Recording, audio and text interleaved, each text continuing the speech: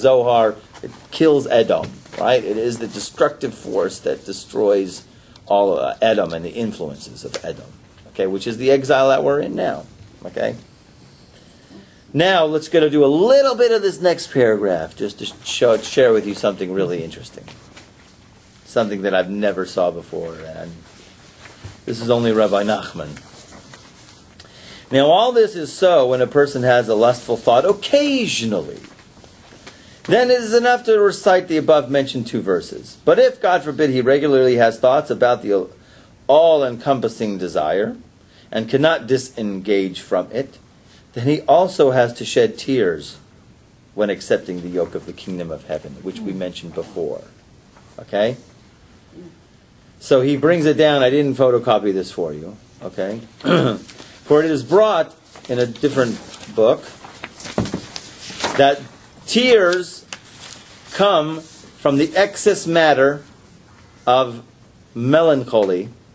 And melancholy, if I say it right, depression, is the spleen, which is an aspect of the kingdom of evil, the promiscuous woman, from which the souls of the mixed multitude. And when he sheds tears while accepting the yoke of the kingdom of heaven, then the excess matter, the lustful desires, which stem from the dirtiness of the blood of the spleen, and from the excess matter are expelled, come out. He then includes his soul in the kingdom of heaven. In other words, it's brought down also, which is very strange, but these are the words. This is the language of the Tikkun Zohar, says that the resting place of the lil, of the influence of lil, is the spleen. Okay? Now, I understood all this, and I'm understanding. To say Shema with tears, now I'd instantly say, well, what kind of tears are they? And no one's ever heard of such a thing, right? To say the Shema with tears. Is it happy tears or sad tears, right? So I've been going back and forth a while. He happens to say here in this commentary here, you're davening, you're praying. Right, and you get into love, and then you get to say Shema with tears, right? Or it's saying it's not talking about in davening, this Shema that he's referring to here, right? It's not in the middle of prayers, right? But it is acceptance of the yoke of the kingdom of heaven. No, it is. It seems to be. It would have to be. But he says, to fulfill this is very. Dumbfounded. They're bewildered. They're saying, so the only way you can fulfill this, if you ever happen to find yourself in a situation where you are crying, say the Shema. Okay? Say the Shema then. Accept the kingdom of heaven then. Accept God is all there is. Accept God is totally in control. He's everything. Okay? Of course, then there's what I would like to say, which is you can say tears of happiness. Now, I was at a retreat a couple weeks ago. I heard something which, okay, because it was a bereavement retreat. So the last thing that one of the facilitators said, this rabbi, he says, they did a study of tears. There's tears when you cut an onion, and then there's tears of sadness. And, you'd think tear's a tear. It's not so. If the tears from an onion is saline, the tears from crying, there's poisons in it. There's poisons in the tears. Your body is pushing out poisons. So I'm like, as soon as I heard that, I'm going like, that's Rabbi Nachman, right? And he knew it. He knew it.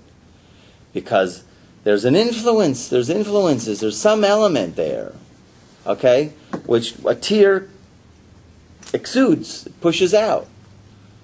And those kind of tears, now I don't know if happy tears have poisons in them. I don't know. It's a different kind of tear. Okay, thank you very much. No sadness. Well, who says it has to? It's still, so what is it, saline? Maybe it is also pushing out poison. No. Why not? I don't know. It's exquisite. It's exquisite? You mean tears of happiness? Yeah. Okay. In any case, we see from here an unbelievable thing. Okay? So, just to think now, when we say the Shema, just to recap a little bit, okay? That we see that the Shema itself, 6 words, 49 letters. Every time we say the Shema, we hook up to the mission of the 12 tribes, which is we're here to accept God is in full control of absolutely everything. I've totally let go. When you let go, you're on the receiving end. That is accepting the yoke of the kingdom of heaven. Okay? However, you cannot do that unless you come to a complete, like we say in the first blessing, realization of God's love for us. You have to completely sit and completely be secure in that. And until then, you cannot say the Shema until you're completely secure with God's love for us. And only then you can say the Shema. And only then can you say the Shema, can you then have that relationship of love for God in that way. Okay? Good? Mm-hmm. Okay. When you say all this is good for a man, what does this have to do with the woman, the oof and all this? You tell me, No, באמת. For a man, נכון, they need to control the ni'uf, but woman ni'uf. Listen, my wife says Shema all the time, right? If something bad is on the street, Shema Yisrael, and she covers my eyes, okay?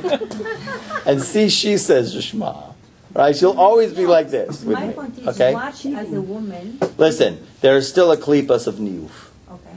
And there is an element that I think, that I know, actually, that women, the Chazal does say that the Geula comes through the women. Okay? Now, I've got ideas of how that could be. Okay? Here's one idea. Okay? So, you're right, women maybe don't have such Yetzer Hara like that. That they're, maybe their evil urges in different areas. It's true. But maybe you could teach your husband this. Okay? Maybe you could show this, leave it around for him to read it, if he would read it. Okay? Doubt it. Okay? In any case. My question is, when I say Shema, am I following? Yes. You know why? Because you are, every one of our souls are connected. Okay? In your soul is a sliver of everybody else's soul. So when you say the Shema, you're also disassociating with all of the influence of them, wherever they are. Okay? Because, if we would all disassociate, and then you elevate yourself and you elevate all of the people around. And you elevate your husband. You're davening for him too. You accept kingdom of heaven. In your mind, you're peeling off the evil influences. Okay? And when you do it in yourself, you do it in your husband. And you do it in the people, in all of Israel. Okay? The other thing I wanted to tell you, that the Rabbi Cohen, that was yesterday. Anybody was there yesterday at the I was here. I Young listened Israel, to him. in Young Israel No. last evening. No. So he spoke about also Ahava, exactly like you spoke today. Everything, why Kohen, and he spoke about the Kohanim, why that the only bracha that you say be'ahava. We don't say Baruch Ata Hashem Elokeinu Echad Le'adlik Ner Shel Shabbat be'ahava. We don't say that. The only thing, one of them is you that you say be'ahava. And why you bless a child when he's born לתורה, לחופה ולמעשים טובים. Okay, לתורה we understand, לחופה we understand. Why מעשים טובים? As he connected the אהבה and מעשים טובים, that the way that you need to do the mitzvot, the way that you need to learn Torah is באהבה. Mm-hmm. And he, like you spoke about the אהבה, this is deep, unbelievable. Beautiful. He did it really beautiful. And היום אתה מדבר גם על אהבה. It was really... Ava and Yira. You also need Yira. Yes. We say that those are the two wings of the angel that brings that elevates, causes everything to get elevated. That's the Tikkun Zohar. The very, very thing that I learned yesterday, מה זה מעשים טובים, is that we bless a baby that he comes בברית. Okay. To do everything באהבה. מעשים טובים means... is באמת מעשים טובים מהלב. מהלב. Yeah, it's from the heart. To do everything באהבה. Oh, lovely. Wonderful. Thank very, you. very nice. Very nice. Very nice. Any other questions? Okay. Let's destroy the forces of evil. Okay? See the Geula.